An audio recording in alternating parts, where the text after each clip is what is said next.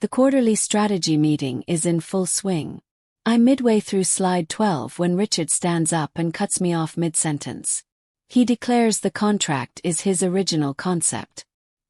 He walks to the front of the table, takes the remote from my hand, and flips through my deck with confidence. But he didn't build it. I built it over 3 weeks of work. My deck. Now it has his name on the cover page in bigger font than mine. He tells the room I'll be reassigned to administrative support because I lack the confidence needed for high-stakes negotiations. The CEO thanks him for stepping up. Applause ripples around the table. My mouth goes completely dry. I can feel heat climbing my neck while 20 executives stare anywhere but at me. Richard gives the smallest nod of victory, then sits down. I finish the sentence I started 3 minutes ago, but my voice is flat and broken. The slide clicks forward. No one claps when I stop talking. The silence is worse than any insult. I leave the office without speaking to anyone. The elevator ride down feels endless. My hands shake badly and I miss the lobby button twice. My reflection stares back at me in the mirrored walls. A woman I don't recognize. Outside, cold air hits my face but does nothing to cool the burn behind my eyes. I walk 3 blocks away before I stop. I lean against a brick wall and replay his words over and over. Couldn't handle high-stakes negotiations. I can still feel the way his mouth curved. Back home I drop my bag on the floor, pour water I don't drink, and sit in my dark living room. The humiliation keeps looping. Then something else arrives, calm. Not peace. Something colder. Calculation. I open my laptop. The screen glows blue against my face. It's 2:17 a.m. and I can't sleep. I log into the company drive with admin credentials I earned through hard work 2 years ago and have carefully never abused until tonight. I search Richard's name across every accessible shared folder the system will let me access. One folder catches my eye immediately. Personal projects, marked password protected in red. The naming pattern matches 3 vague references he's casually dropped in team chats over the last 9 months. References to things that definitely don't sound like company business. References to money. To meetings nobody knew about. I don't try to crack the password yet. That might trigger alerts. Instead I export every single email he's sent or received since January, filtering carefully for keywords he loves to use in his messages. Discreet, off-book, urgent commission, finder's fee, confidential arrangement. 47 messages download silently to my encrypted drive. The number alone makes my pulse tick up. 47. My hands hover above the keyboard. I watch them download one after another, stacking into a folder I've titled with random numbers. My heart is loud in the quiet apartment. I've crossed into territory I absolutely cannot explain away if someone discovers what I'm doing. If I get caught. And somehow, despite knowing this, despite the risk, I'm not sorry. Not even close to sorry. I'm just getting started. Next morning I arrive at the office early. Face completely neutral, professional smile plastered on. I have coffee in hand from the cafe downstairs. My cubicle is now tucked near the printers and the supply closet where no one important ever has to walk by. It's a punishment placement disguised as real office space. Richard walks past slowly, and he gives me a patronizing smile like I'm a small child who scraped her knee and needs comfort. The smile makes my skin crawl. Settling in? He asks with fake concern that drips like honey. It's sickening. I nod once without making eye contact, keeping my eyes fixed on my computer screen. He lingers a second too long, enjoying my visible misery, enjoying my humiliation, then finally leaves.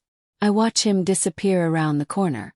I wait exactly 10 minutes, then open the exported emails on an encrypted USB drive I bought with cash from a drugstore downtown. No record. No trace. One email thread from 7 weeks ago stops me completely cold. My breath catches. Richard is promising a finder's fee to an outside consultant for introducing a private equity group to something. Something massive. Something profitable. The equity group name jumps out at me. It's too familiar. It's the same firm that's been circling our biggest competitor for months. The competitor that would destroy us if they acquired them first. I screenshot the entire exchange with my hands trembling slightly. My hands are steady now though. Cold steady. Strategic steady. I spend lunch in my car with the windows rolled up tight, reading through the consultant's replies over and over. Each message is carefully phrased but absolutely dripping with greed. You can feel the hunger in every single word between the lines. Richard assures him the introduction will unlock 7 figures in short order. That's not vague. That's specific. 7 figures minimum. No mention of company approval anywhere in the thread. No ethics disclosure. No conflict of interest forms filed. Nothing. He's broken every single rule. I cross-reference the dates in my notebook, writing everything down in careful handwriting. 3 days after that email promise, our competitor announced they were exploring a buyout of a major subsidiary. Exactly the kind of move that tanks our stock price if it succeeds. Exactly the kind of move that would make Richard wealthy if he positioned himself correctly beforehand. If he shorted our stock. If he planned it. Coincidence? Maybe. But the timeline feels surgical. Deliberate. Calculated. I save everything to a new cloud folder under a random string of numbers that means absolutely nothing. Just gibberish. Back inside, I smile at the receptionist like nothing is wrong, like my world hasn't just exploded. She asks if I'm okay. I haven't been okay in 24 hours. Never better, I say. And I mean it in a way she'll never understand. I mean it like a person who just found a loaded weapon. Afternoon meeting in conference room B. Richard leads the presentation, standing confidently at the front like he owns the room. He's presenting his pipeline like he built every single piece of it himself from scratch. Like his name is on every deal. I sit in the back row completely silent, taking detailed notes that no one asks for and no one will ever read. He name drops the private equity firm twice during his presentation, smooth as silk like it's nothing. My pen pauses mid-word when I hear it. Both times. He doesn't notice the change in my breathing or the way my jaw tightens until my teeth hurt. After the meeting I stay behind, claiming I need to organize handouts and clean up. What I really do is wait until every single person leaves the room. Alone in the quiet conference room, I photograph the whiteboard where he sketched deal timelines in blue and red marker. One arrow points directly at a specific date 6 weeks from now. I recognize it immediately. Earnings call week. That week. A strategic leak or a sabotage timed for that exact moment would crater our share price just before it's supposed to recover. Richard would profit massively from shorting. I slip the photos into my phone's hidden album where no one will ever look by accident. The door suddenly opens. My heart jumps.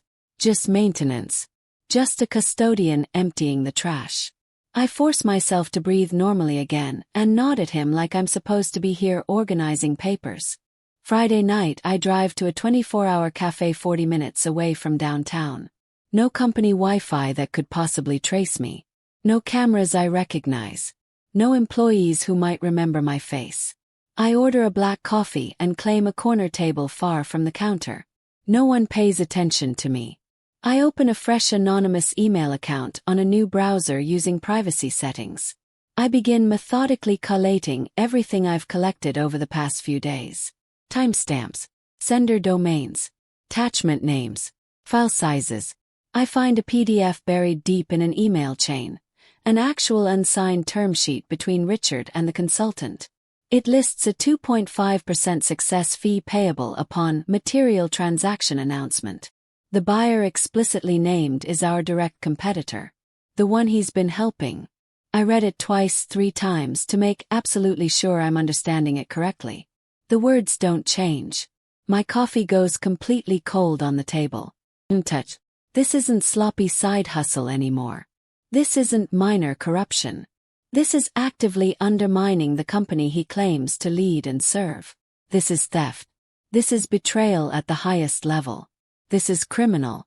I save the PDF to my encrypted drive, then delete the browser history completely, wiping every trace of my search. The cafe closes in 20 minutes, and I need to be gone before the overnight shift arrives and asks questions I don't want to answer. Monday I'm assigned to transcribe old meeting notes from 2019. Tedious, boring busy work meant purely to humiliate and bore me into quitting. A punishment for being visible. But it's perfect cover.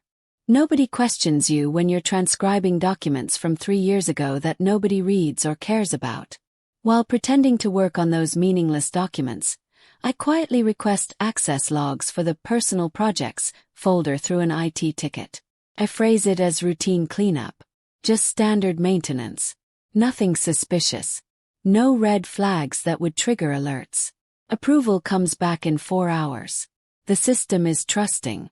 I wait until 6 p.m. when the floor empties out and only a handful of people remain.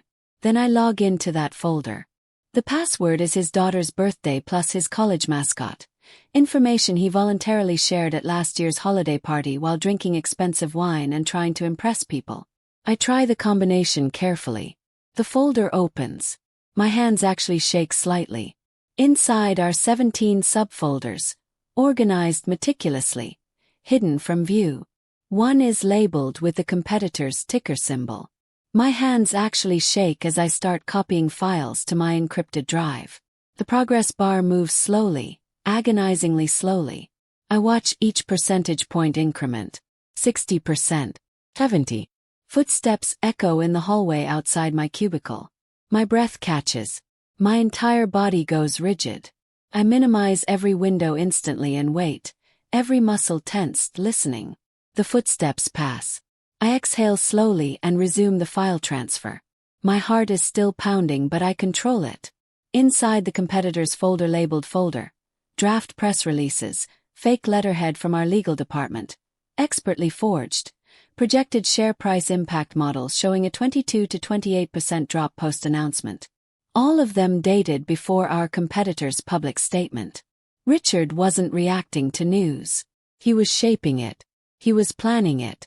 He knew exactly what was coming because he made it happen. I find wire transfer receipts for consulting fees, routed through a shell account in Delaware. Multiple transfers. Amounts total just under reporting thresholds. Smart. Too smart. He planned all of this carefully with professional help. I photograph the screen with my personal phone on airplane mode so no metadata gets attached to the images. No trail. The last file is a calendar invite. Final handshake with the private equity contact, scheduled 3 days before our next board meeting. 3 days before he planned to collapse everything. I log out completely and remove the encrypted drive. My mouth is dry. My pulse is pounding in my ears. My hands are shaking slightly. I've seen enough. More than enough. I have everything I need. I start cross-referencing public records on the shell company using databases available to anyone online. Public records show it was registered 16 months ago, 3 weeks after I first brought the $8 million client to the table. The client that Richard later stole from me. That's not a coincidence. That's a timeline. Richard's name isn't listed as official owner, but the registered agent shares an address with his vacation property upstate. The cabin he mentions sometimes in meetings. Circumstantial but stacking. The pieces fit together. Piece by piece a picture is forming. A complete picture of deliberate theft. Of premeditated fraud. I sleep 4 hours that night. Dreams are fragments of boardroom faces turning away. Of Richard's confident smile. Of applause. Morning comes slowly. I dress carefully in the same neutral blouse I wore the day he demoted me. Feels symbolic now. In the mirror my eyes look different from 2 weeks ago. Sharper. Colder. Harder. I leave for work carrying nothing but a thermos of coffee and quiet resolve. Nobody suspects anything when I walk through the office doors. No one looks at me twice. I'm invisible again. Just the way I want to be. Richard calls me into his office on a Wednesday afternoon. Team morale issue, he says casually, closing the door behind me so no one in the open office can hear our conversation. He wants me to apologize publicly for misrepresenting the deal origin at the next all-hands meeting, for lying about what I actually did, for causing confusion among the team. For undermining his leadership. I listen without any expression on my face. Keep my eyes neutral. I don't react. He leans forward, voice low and controlled, trying to sound reasonable. You're smart enough to know when you've lost. I nod slowly, carefully. I am, I answer him. He smiles, satisfied that I'm broken, that I've accepted defeat, that I've given up. I'll think about it, I say quietly. I leave his office without another word, stop by the break room, and pour coffee no one sees me thinking about. My hands are steady, completely steady. Back at my desk, I open a new document titled Timeline. I list every lie, every document, every date, every piece of evidence I've collected. The list reaches 23 entries before I stop counting. The list could go on. I save it in a folder nested deep in my personal drive where no one will ever find it. The cursor blinks at me. I don't blink back. I've moved past anger into something colder. I contact an old college friend named Michelle who now works in-house counsel at a different bank. Not our competitor, a neutral third party I can trust completely. I ask careful hypotheticals about Sarbanes-Oxley violations and insider trading red flags. Questions that don't directly implicate anyone. She answers carefully, professionally, like she senses something is wrong but doesn't ask details. Her voice becomes serious. Then she adds quietly, if this is real, if you're actually dealing with this, document everything carefully and go straight to the audit committee or the SEC. Don't try to handle it alone. I thank her, hang up, then delete the call from my phone log immediately. That night I create an encrypted archive titled R for Richard. Every file gets tagged with detailed metadata. Date acquired, source, relevant score. I assign myself based on how damaging it is to his case. The archive grows to 1.8 gigabytes over several days. 1.8. Complete record of betrayal. I upload a mirror copy to a secure overseas server using a VPN that leaves no trace of my activity. The files are now safe. They're backed up. They're protected. Even if something happens to my computer, the evidence exists. Board meeting prep week arrives. Richard is everywhere around the office. Charming company directors, rehearsing his vision speech about company values he doesn't actually believe in. Values about integrity and honesty. I watch from the edges, invisible in plain sight, processing his words. During a routine coffee run, I overhear him on a phone call in the stairwell between floors. My heart actually stops. It's locked, he says to someone on the other end. His voice is excited. 3 days after earnings, we announce the buyout interest publicly. Stock tanks immediately. We scoop up shares cheap using offshore accounts, flip in 18 months. We're looking at 50 million each. He laughs. A horrible, arrogant laugh that echoes in the stairwell. Worth the wait, he continues. I record 18 seconds on my phone before he notices footsteps and ends the call abruptly. He hangs up fast. The audio is muffled but clear enough. His voice unmistakable. His intention crystal clear. I transfer it to the archive immediately when I get back to my desk. My thumb hovers over the play button later that night. I don't press it. Not yet. Patience is heavier than rage right now. Patience is more powerful. I submit my quarterly self-review. Standard procedure that nobody really reads carefully anymore. In the comments section I write one line, carefully worded. All major deals fully documented with timestamps and correspondence available upon request. I attach nothing. No files. No attachments. Just that single sentence. Bait. Richard approves it without actually reading it properly. 2 days later, the audit committee chair emails the entire leadership team requesting updated conflict of interest disclosures. Routine compliance stuff. Richard forwards it to me with no comment. I reply all with my completed disclosure attached. My disclosure is blank except for one checked box. None declared. His reply comes back 30 seconds later. Good to know. I smile for the first time in weeks. A real smile. Not fake. The board packet goes out to all directors tomorrow morning. They'll see my comment. They'll wonder about it. They'll remember it when things start falling apart. I've planted the seed. Earnings call day -1. Richard is electric with excitement and anticipation, backslapping colleagues in hallways, promising record results, acting like he's the greatest executive alive. Like he's invincible. I stay late at the office, finalizing slides for tomorrow's presentation.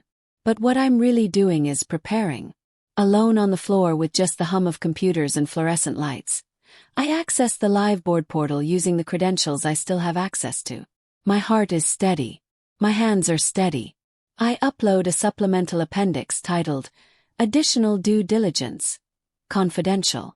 Inside, 43 pages of the archive, redacted only for personal phone numbers and home addresses. No commentary. No accusations. No editorializing. Just raw documents in perfect chronological order.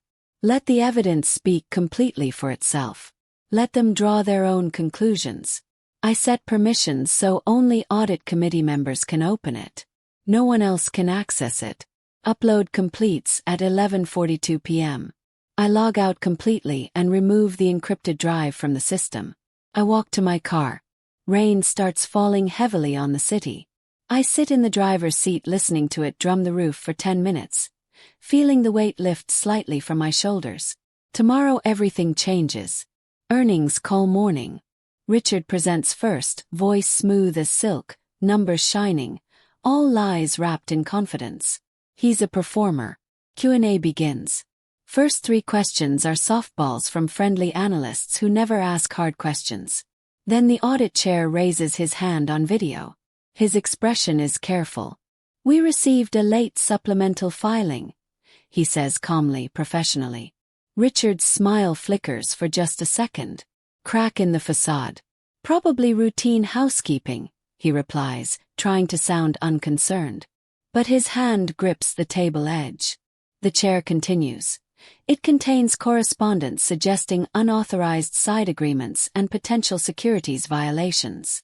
Complete silence falls across the call. The entire boardroom goes quiet. Richard's jaw tightens. His knuckles turn white. I'm sure there's been a misunderstanding, he says. His voice cracks slightly. There's sweat on his upper lip. The chair shares his screen. The first page displays Richard's email promising the 2.5% fee. Directors lean closer to their screens. The camera catches sweat beading on Richard's temple. My camera is off.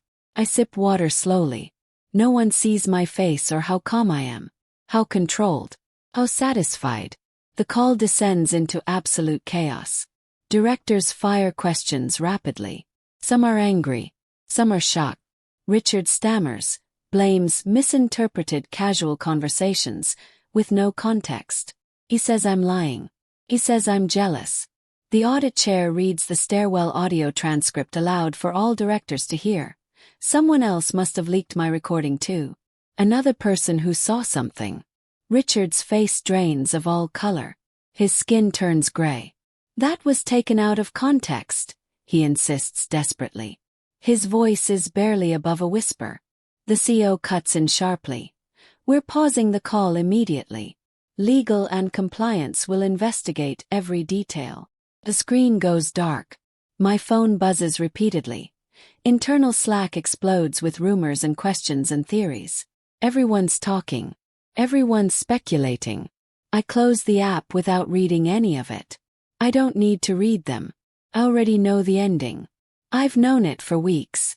I stand up, stretch slowly, and walk to the window. Downtown skyline glitters under morning sun. Beautiful. Clear.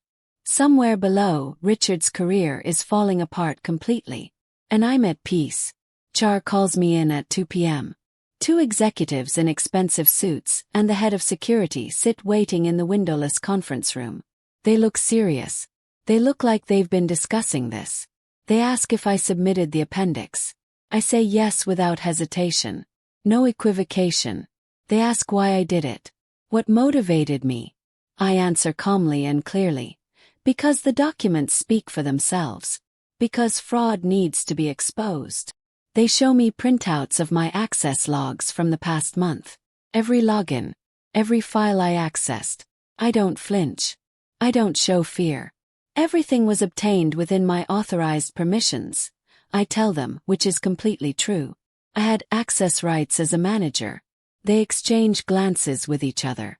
Calculating. Assessing. One asks if I have more evidence beyond what's in the appendix.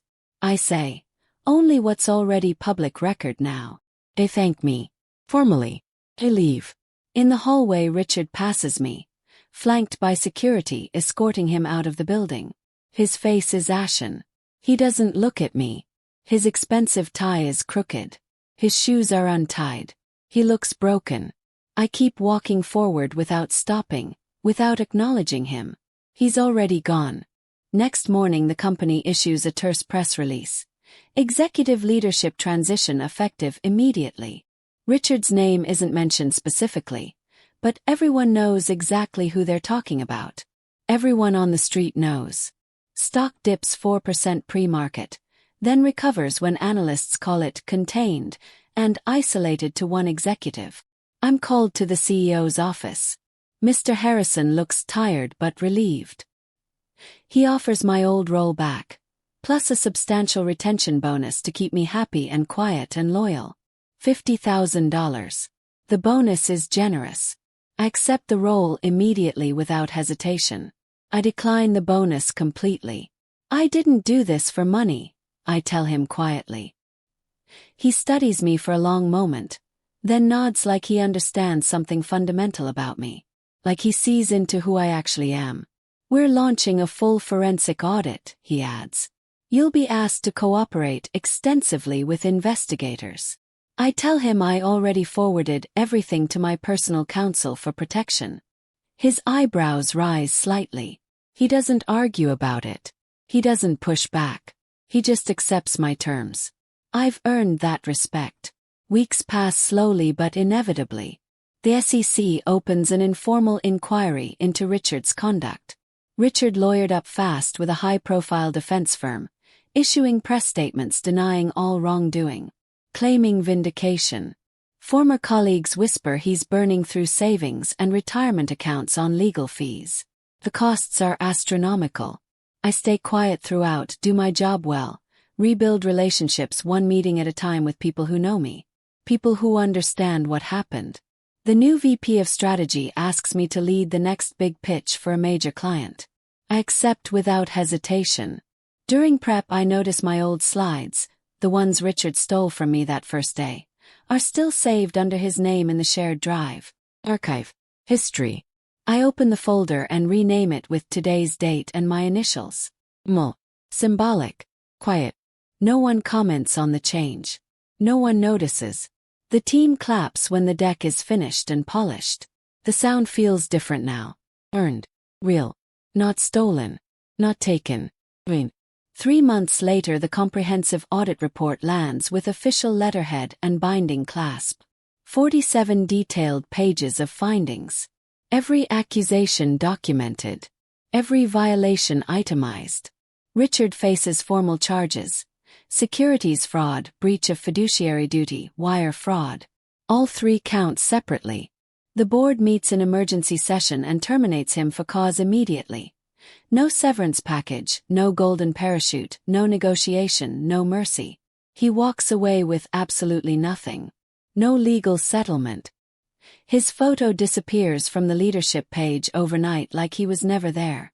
Like he was erased from history. I'm in a client meeting discussing new market strategies when the news breaks internally. My phone vibrates silently in my pocket. I don't check it until the meeting ends an hour later. 27 unread messages. I open the first one from Mr. Harrison, the CEO. Thank you for your integrity and courage. This company owes you a debt of gratitude. I reply with 2 simple words. Happy to help. Then I turn the phone face down and finish my coffee slowly. The taste is different now. Better. Sweeter. Richard's lawyer tries one final desperate move. A defamation suit against the company claiming the appendix was selectively edited and completely fabricated. Discovery requests my name for testimony. My counsel responds with a full unredacted archive, 1.8 gigabytes of timestamped truth that destroys his case completely and irreparably. Every file intact. Every timestamp verified. Every chain of custody documented. The suit is dropped within 48 hours. Richard's lawyer files a notice of voluntary dismissal. I never speak to Richard again after that day in the hallway when security escorted him out. I hear through industry contacts later that he's moved to a small consulting firm in another state. Somewhere far away. Salary rumored to be half what he made here. No equity. No title. No prestige. No respect. Just hourly billing at a rate that used to be his consulting fee. I file the rumor away like old paperwork. It no longer matters to me what happens to him. I'm not interested anymore. What matters is the quiet that follows. The peace that settles. 6 months after the earnings call, I'm promoted to director. The announcement email goes company-wide and lists my contributions specifically, including exceptional diligence in protecting company interests and outstanding leadership during a critical period. No one says revenge. No one has to. The word hangs in the air anyway. It's the unspoken truth everyone knows. At the celebration lunch in the executive dining room, a colleague raises her glass. To the person who let the truth do the talking. Who didn't yell, didn't sabotage, just documented and waited. Everyone applauds. I smile, clink glasses, take a sip. Later, alone in my new office with my name on the door, I open the archive one last time. I scroll to the very first email. The one where Richard first claimed my deal as his original concept. I right-click. Delete permanently. The folder empties. Deleted. Erased. Close the laptop. Sunlight falls across the desk like a reward. Like validation. A year to the day after the earnings call, I walk past the conference room where it started. The conference room where my work was stolen. The place where my humiliation began. New faces sit around the same mahogany table. New slides project on the screen. Different presentation. Different deal. I pause in the doorway, completely unnoticed by anyone. The presenter, a young analyst I don't recognize, probably hired after everything happened, clicks to the next slide. Her voice is steady, confident. No one interrupts her. No one cuts her off mid-sentence. No one steals her work. No one demotes her. I feel the echo of that old humiliation, faint now like a bruise pressed lightly. It's barely there. It doesn't hurt anymore. It doesn't even sting. Just a memory. Story. I turn away slowly, head to my office down the hall, close the door quietly. My name is on it now. Director level. My title. My office. I sit, open my calendar, schedule the next quarter strategy session. This time I lead. This time everyone listens. This time it matters. Richard's name still appears in old industry searches, tied to headlines that never quite disappear from the internet. Articles about fraud. About insider trading. About a CEO's fall from grace. I don't search for him anymore. There's no need. I'm not interested. The collapse happened exactly as arrogance designed it. Slow, inevitable, public, complete. He destroyed himself completely. I didn't yell. I didn't sabotage or break any laws. I watched carefully, documented everything methodically, waited patiently. The truth needed no embellishment, no editorializing, no commentary, just raw evidence. Some nights I still wake at 2 a.m., screen glow on my face, remembering the moment the boardroom went completely silent. That feeling, that moment, but the memory no longer stings. Feels like proof. Proof that silence can be louder than shouting. Proof that patience outlasts power. Proof that the truth, when it finally emerges, destroys lies completely and utterly. I close the laptop, turn off the light, and sleep without dreams. The contract that started this entire journey is still the biggest deal the company has ever landed. It remains our crown jewel. My name is on it now. My achievement. My legacy. And no one can ever take that away.